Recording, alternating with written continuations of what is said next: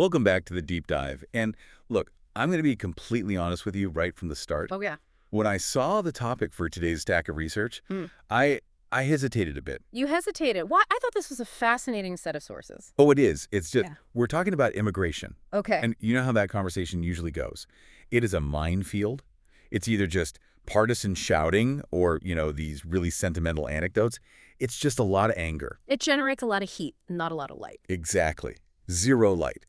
But that's why we're doing this one. Right. I need you and everyone listening to just, for a moment, suspend that reaction. Put it on a shelf for the next, I don't know, hour and a half. Because the material we have today is, well, it's completely different. It's the only reason I agreed to it. We are not talking about walls today. We are not talking about red team versus blue team. Yeah. We are looking at a stack of sources that approaches this whole topic as a systems engineering problem. Exactly. It's an engineering problem. We're zooming out, way, way out. We're going to be looking at something the sources call civilizational infrastructure. And the hook here, the thing that really grabbed me, is this bold assertion right on page 1. The source argues that immigration is not just good for America. Not in that nice charitable sense. No, not at all. It claims immigration is the reason America exists. It literally calls it America's DNA. And that is such a crucial distinction to make right up front. The whole tension in this deep dive is between the current narrative, which is all about, accepting or tolerating outsiders. Right, as if we're doing them a favor. Precisely. And the historical reality, which is that the nation wasn't just populated by immigrants. It was built by the specific mechanism of migration. From the very first farms to the transcontinental railroad, all the way up to the microchips in Silicon Valley today. So let's lay out the scope of what we're covering. We are going to try to dismantle the mythology around borders and replace it with a view that's based on economics and technology. And we mean real technology. We're going to talk about the technology of identity. Which sounds very sci-fi, but it's real. And we're going to discuss how to defeat drug cartels without firing a single shot. I mean, seriously, that part of the source material is wild. It's a total paradigm shift. And then there's this radical economic proposal called OLESI. OLESI. The first time I saw that, I immediately thought of OPEC. And that's completely intentional. Imagine for a second if countries that export labor, Like Mexico or the Philippines or India. imagine if they organize themselves like oil-exporting countries. It's a concept that just completely flips the entire geopolitical power dynamic on its head. Okay, we'll definitely get there. But the mission for today, as the source puts it, is to move from this mindset of fear Which is where we are now. to what it calls respectful inclusion through documentation. And running under all of this is a theme that sounds almost religious, but it's framed in a very technical way. The age of abundance. The age of abundance. Yeah, the source suggests that this idea of an age of abundance was prophesied, a time where humanity basically has enough for everyone. And the argument it makes is that the barrier to getting there isn't a lack of resources, it's a lack of flow. A lack of flow, meaning... Specifically, the flow of human enterprise, human talent. Okay, so let's unpack that. That seems like the perfect place to start. Section 1, the philosophy of enterprise. Right.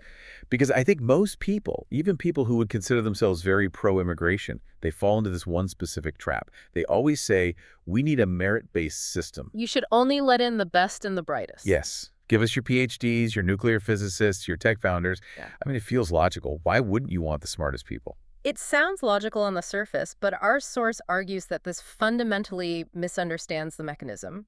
It misunderstands what the true filter actually is. Okay. The source says the filter isn't a university degree. It's not a piece of paper. The real filter is enterprise. All right. I'm going to play devil's advocate here for a second. Isn't enterprise just a corporate buzzword? How is a farm worker with no high school diploma who's crossing a border enterprising in the same way that, a tech CEO is? That is the core question. And to answer it, you have to stop and really think about the psychology of the migrant. Just pause for a second. You and I, and everyone listening, simulate what it actually takes to leave your home. It's a heavy thought. You're leaving your language, your Yeah. culture, your entire family network. You are leaving everything that is familiar, the smell of the air you know, the food you grew up eating. You're literally stripping yourself of all your social capital All of it. to go to a place where you might not speak a word of the language, where the laws are completely alien and confusing, and where you have absolutely no safety net if you fall. I mean, I get stressed out moving to a new city in my own country. I can't even imagine that. It's a whole different level of risk. Exactly. And the source argues that the very act of doing this creates a massive selection bias. Who are the people who even attempt that journey, let alone survive it? Not the passive ones. It is not the people who are content with the status quo. It is the people with an unusually high tolerance for risk and, this is key, high executive function, the ability to plan and execute a complex, dangerous project. So the journey itself is the vetting process. The journey is the filter. Precisely. That enterprising spirit, that willingness to endure profound uncertainty to build something from absolutely nothing, that is the asset. And the source says this exists at all levels. At every single income level. The farm worker who crosses a desert to find work to send money home has the same fundamental psychological drive as the founder in Silicon Valley trying to build a billion-dollar company. It's the same impulse. So the story of America isn't that it just imported a bunch of resumes. It's that it aggregated people who are willing to try. Yes.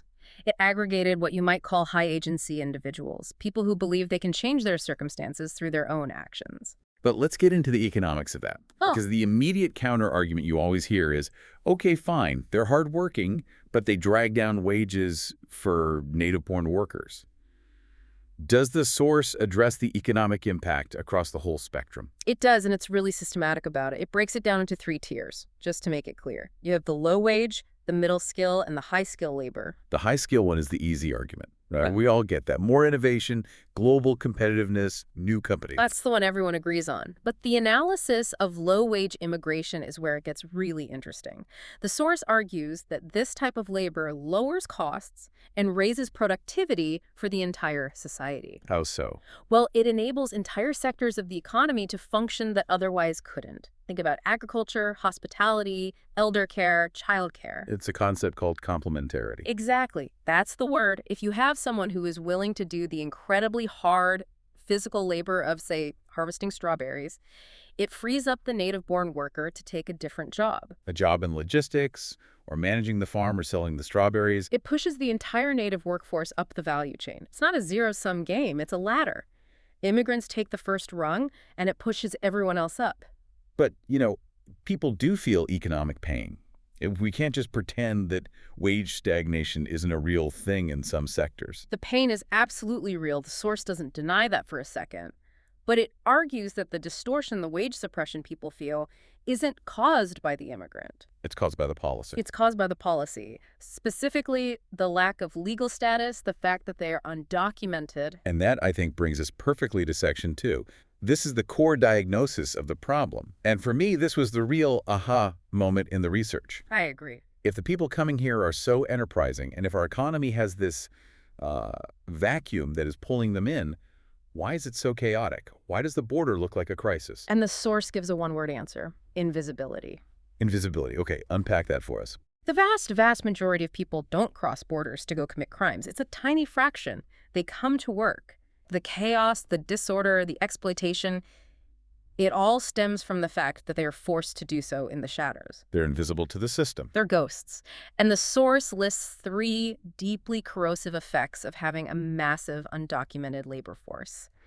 And it's really important to stress, this isn't a moral judgment on the worker. It's a system analysis. Okay, what are the 3 effects? Number 1 is exploitation. It's the most obvious. If a worker has no legal status, they have 0 recourse. Nothing.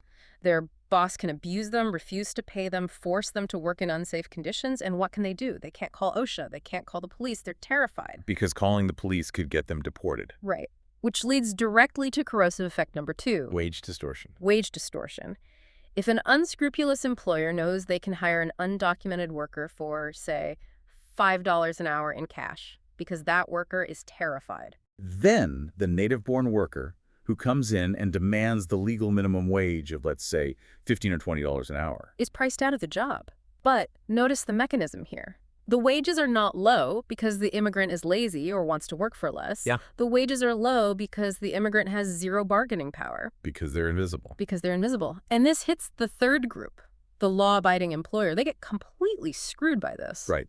If you run a legitimate construction company and you're paying payroll taxes, you're paying for insurance, you're paying fair wages. You cannot possibly compete with the guy down the street who's running his whole operation with shadow labor paid in cash.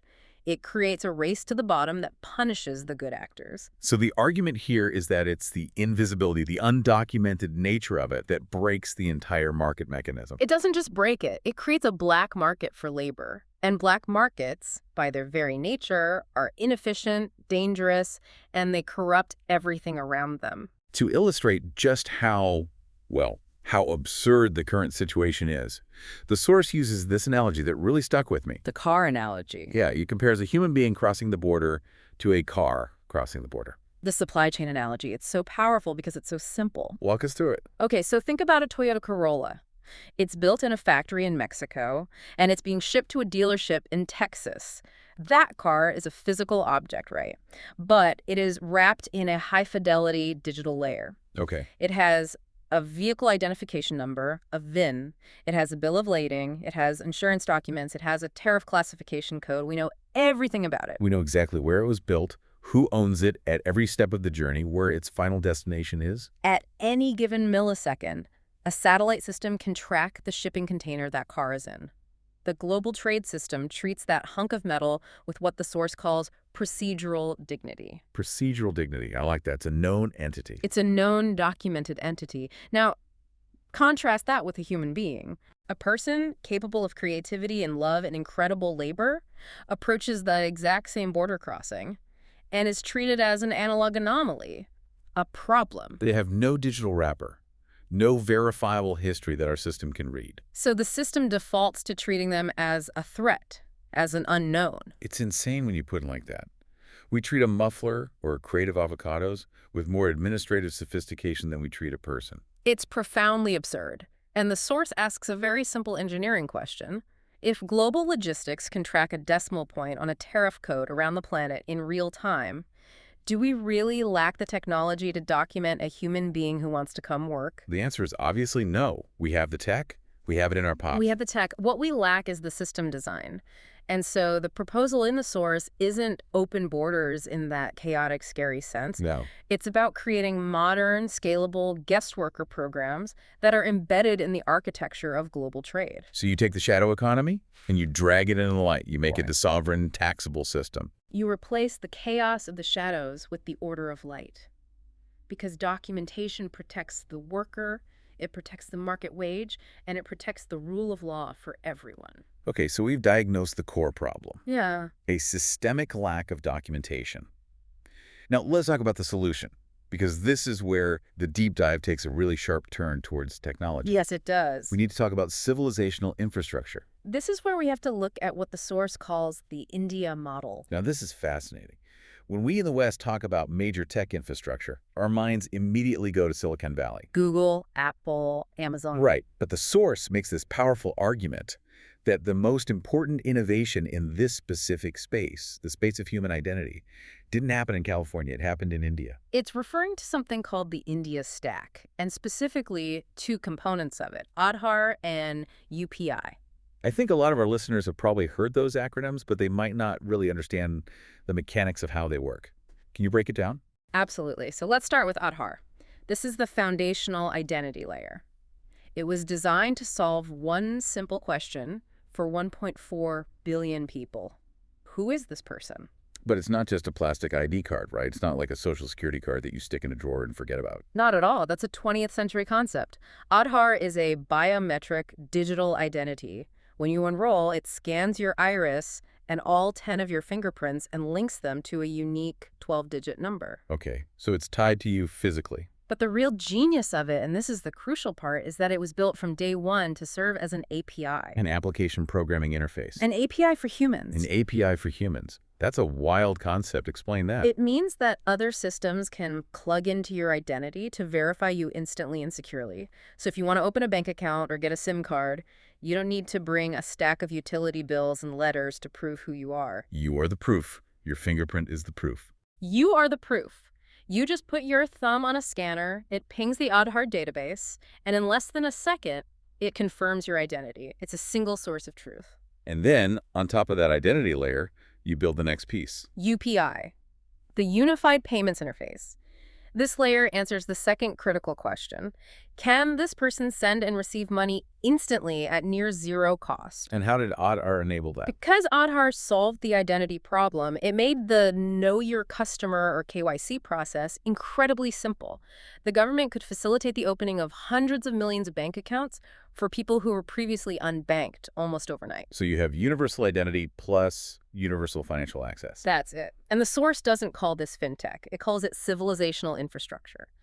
It argues that in the 21st century, having a verifiable digital ID and a basic bank account shouldn't be a privilege. It should be a default right.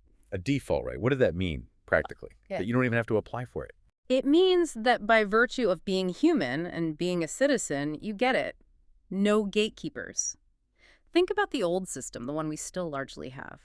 If you want a bank account, you have to walk into a physical branch. Fill out a bunch of forms. A manager in a suit looks at your clothes, looks at your shoes, and makes a judgment call about whether you're worthy of an account. It's discretionary. It's bureaucratic. It's basically a feudal system. It's based on social status. Exactly. The India model says, no, that's obsolete. No forms to fill out. No subjective approval needed. If you exist, you have access. End of story. And the implications of this for governance are just. They're massive. The source spends a lot of time talking about direct cash transfers or DCT. This is what it calls the bureaucracy killer. Think about how the government sends aid to the poor in most Western countries. In the U.S., for example, it's a nightmare. Oh, it's a maze. You have means testing, endless applications, processing delays. Then they mail you a physical check that can get lost or stolen. It's slow, it's inefficient, and it's incredibly expensive to administer. The bureaucracy eats up a huge chunk of the money. And it's leaky. There are so many middlemen who can take a cut along the way. In the India model, none of that exists. The money just flows instantly from the government's treasury account directly to the citizen's digital wallet. Like a text message. Exactly. Instantaneous, zero cost, and zero leakage. The intended recipient gets 100% of the funds. The source poses this hypothetical that I found really compelling. It asks, what if the United States adopted this kind of system? It's a fascinating thought experiment. Imagine if the bottom 10% of Americans, based on tax data, received automatic cash transfers into a digital wallet via a system like this. It would completely eliminate the means testing maze. All the bureaucracy we've built around proving you're poor enough to deserve help. All of it vanishes. It allows for poverty reduction without paternalism. You're not managing cases. You're providing liquidity. You're treating citizens like adults who know what they need, not like children who need to be managed. But this is where the source points out the deep, deep irony of the whole situation. It is thick with irony. India is one of the largest exporters of immigrants to the U.S. We get their doctors, their engineers, their workers. But at the same time, India holds the technological key to solving the very documentation problem that creates so much chaos at the U.S. border. Right. The U.S. is wrestling with this seemingly impossible problem of how to document millions of people. Meanwhile, India has already built and scaled the most sophisticated mass documentation system in human history. So the suggestion is that India should be exporting this technology. The source argues that India should export this digital public infrastructure, or DPI, as a form of soft power. The way China exports hard infrastructure like roads and bridges through its Belt and Road Initiative. India should export the soft infrastructure of identity and payments. Because if you can help other countries implement this system, you don't just solve their problems, you change the nature of governance on a global scale. And that idea leads us directly into the next section. Because this isn't just about making banking easier or welfare more efficient. The source makes the case that this technology is actually a weapon. A powerful one. Specifically, a weapon against organized crime and drug cartels. This was easily the most counterintuitive part of the whole stack for me. Because, like you said earlier, when we talk about the crisis in Latin America, what's the conversation about? Guns, drugs, violence, border security. We frame it almost exclusively as a military or policing problem. But the source just pivots completely. It says the problem isn't just violence. The root problem is institutional invisibility. Explain what that means, institutional invisibility. Well, the argument is that nature abhors a vacuum. In regions where the official state is weak or absent, where it cannot reliably identify, pay, or tax its own citizens, a massive power vacuum exists. And someone or something will always step in to fill that vacuum. And who steps in? Yeah. The cartels. And the source makes a really provocative point here. It says that cartels don't just thrive on fear. That's a misunderstanding. They thrive on functionality. Functionality. In many of these regions, the cartel is the only entity that provides any kind of order. They are the de facto government. They provide credit when banks won't. They provide jobs when the formal economy has none. They resolve disputes. Because the legitimate state is absent. The state itself is invisible to its own people. And in that environment, what is the cartel's single most important tool? What is its best friend? Cash. Cash. Physical currency. Cash is the oxygen of all organized crime. A cash-based economy is, by definition, opaque.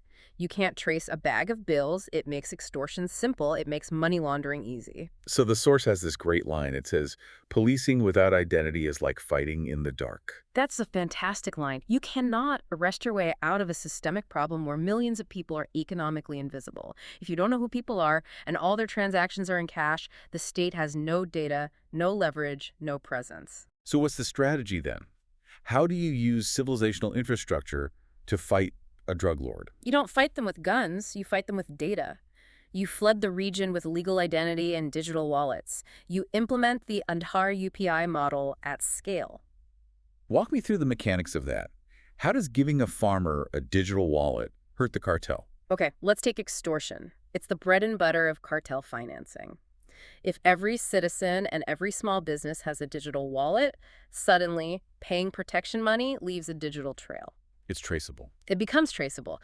If a cartel forces a shopkeeper to make a digital payment, it lights up on the grid. If they demand cash instead, that withdrawal of physical cash becomes an anomaly that stands out. You can see the patterns. You're forcing them to operate in a way that generates data against them. Exactly. And even more importantly, it allows the legitimate state to finally compete as an employer and a provider.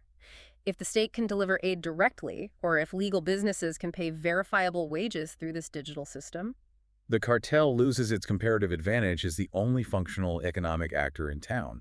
you essentially demonetize their entire business model. You force the local economy out of the shadows and into the light. And this all connects back to the migration issue, because why are people fleeing these regions in the first place? It's not complicated. They leave because their communities aren't safe and they can't make a decent living. So solving the identity problem at the source is what actually stabilizes the community. If people have a legal identity, a financial footprint, and a connection to a functioning state, they are far less likely to be forced to flee their homes. The source says it so clearly. Walls don't stop migration. Functioning states do. And you cannot have a functioning state in the 21st century if you don't know who your citizens are. It's just pure systems engineering applied to geopolitics. It's brilliant. It is fascinating.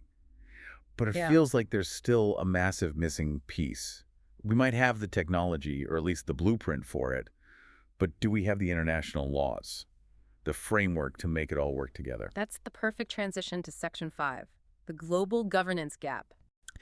The source points out this huge contradiction at the heart of globalization that, I have to admit, I hadn't really thought about in this way before.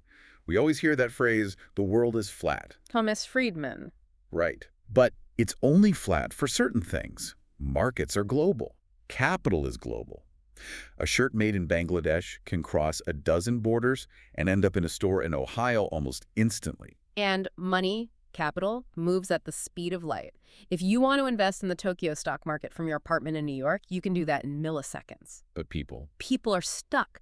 Labor is aggressively local. It's the one factor of production that we have kept locked in the 19th century. And to your point about laws, the source points out that we have treaties and international bodies for everything else. Everything. We have the World Trade Organization, the WTO, to govern the flow of goods. We have the International Civil Aviation Organization, ICAO, for air travel. We have the IMF for finance. Think about aviation for a second.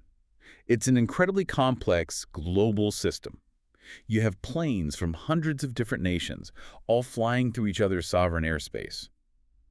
But they don't just crash into each other. Why not? Because we have agreed upon rules. We have air traffic control. We have protocols. We have a shared language. But for the cross-border movement of human labor, we have nothing. There are no global treaties. There is no shared protocol. It is the great missing layer of globalization. And the source just says this is fundamentally ridiculous because labor migration isn't an emergency. It's not a hurricane that happens once in a while and takes us by surprise. No, it's a structural constant. It's just arithmetic. Arithmetic, how so? Look at the demographics. It's simple. The rich world, Europe, the US, Japan, Canada, is aging rapidly. We are not having enough kids to replace our workforce. Our populations are shrinking. So we have a structural deficit of labor. Yeah. We need workers. A massive deficit. Meanwhile, the developing world, sub-Saharan Africa, South Asia, parts of Latin America, has a youth bulge.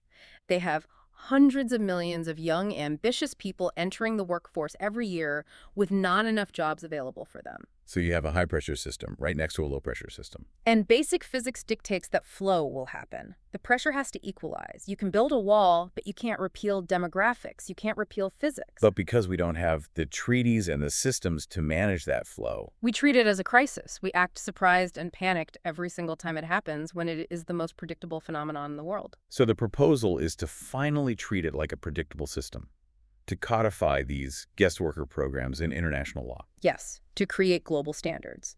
Portability of benefits like Social Security, minimum wage floors, standardized documentation requirements so that instead of a desperate, dangerous scramble at a river crossing, you have a regulated, orderly flow, just like we have for international air travel. It sounds so rational when you lay it out like that, but, getting dozens of sovereign countries to agree on something that contentious seems impossible. It does seem impossible until you change the leverage in the negotiation. And that brings us to what is, without a doubt, the most radical economic proposal in this entire deep dive. Section 6. OLEX. OLEX. Yeah. The Organization of Labor Exporting Countries. The name, as you pointed out earlier, is a very deliberate riff on OPEC, the oil cartel. Right. The analogy is the whole point. Think about what oil is. It's a strategic commodity. You cannot run a modern industrial economy without it. It's the lifeblood. And because it's so essential, the countries that happen to have a lot of it, Saudi Arabia, Venezuela, the UAE, they formed a cartel back in the day to manage the supply and, crucially, to set the price. To give themselves market power. Now, apply that exact same logic to labor. The source calls human labor the new oil. The new oil. It is the world's most essential commodity, far more than oil. You can't run a hospital without nurses and doctors. You can't run a tech sector without coders. You can't run a farm without harvesters. Nothing works without people. Yet the countries that export this new oil, India, Mexico, the Philippines, Bangladesh, they act like they're beggars. They act like they're asking for a favor when they send their citizens to work abroad. Exactly. In economic terms, they are price takers, not price makers. They send literally trillions of dollars worth of value abroad in the form of human capital and the remittances that come back, but they have zero collective bargaining power. So Olay would change that. What would it actually look like in practice? How would it work? Imagine if these nations finally got together. India, Mexico, the Philippines, Nigeria, Pakistan, Bangladesh, they form a single negotiating bloc. They sit down and they standardize their immigration policies. Like a union, but for nations. Precisely. A global labor union. They could negotiate minimum protections, minimum wages. They could sit down across the table from the labor-importing nations, the G7 essentially, and say, okay, Germany, you need 50,000 nurses next year to keep your hospitals open. We can provide them, but here are the terms. Here are the safety standards they must have. Here is the minimum wage they must be paid. Here is the requirement that their pension contributions are portable so they can take them home. If you don't meet these standards, the labor doesn't flow. That is a tectonic shift in global power. It turns migration from being seen as a charity case or a problem into a straightforward business transaction. It treats human labor as what it is, the most valuable form of infrastructure and a tool of diplomacy. And think about the dignity aspect of it. Go on. If you're a Filipino nurse working in London, your entire reality changes if you know that your home country is part of a powerful trade bloc that has your back. You're not alone and disposable anymore. You have leverage. It lifts the floor for every single worker. And it solves that race to the bottom problem we talked about at the very beginning. If there's a global wage and standards floor set by OSC, you can't so easily exploit undocumented workers to undercut the local market. It formalizes the entire system. It's such a bold idea. It reframes the entire global South not as a collection of passive victims, but as a group of strategic players who control the world's most important asset. It recognizes that people aren't a liability to be managed. They're the ultimate asset. So We have covered a huge amount of ground here. I mean, we've gone from the individual psychology of a single migrant to the tech stack of India to fighting cartels with digital wallets, all the way to a global labor cartel. Let's try to synthesize this for everyone. What is the actual choice ahead of us? The source frames it very starkly. It's a binary choice. We are choosing between chaos and shadows on one side and systems and light on the other. Path A versus Path B? Path A is what we are doing right now. It's the status quo. We treat migration as a series of unpredictable emergencies. We react with fear and moral panic.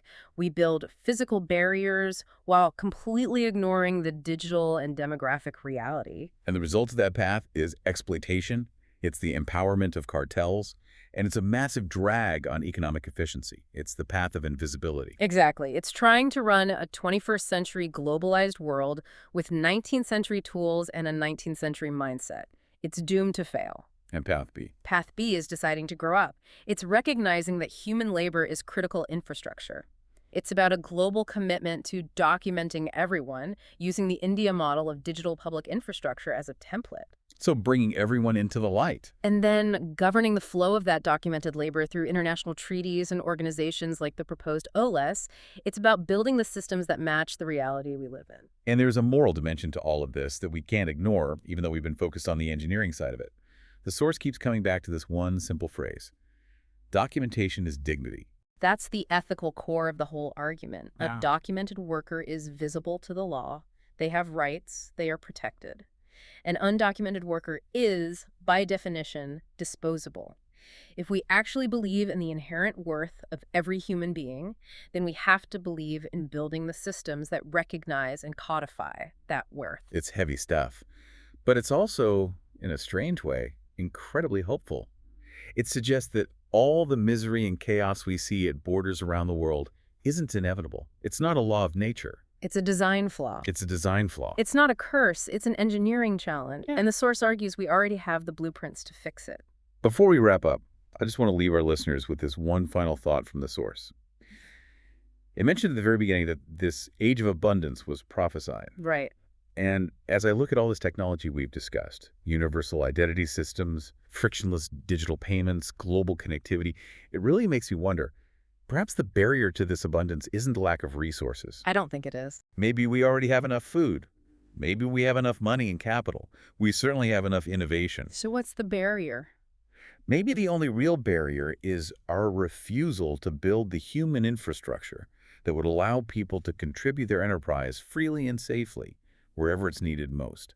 That's the trillion-dollar question, isn't it? If human labor is the most valuable and essential resource on planet Earth, more valuable than gold, more valuable than oil, why do we treat it worse than a barrel of crude? Yeah, that's something to chew on.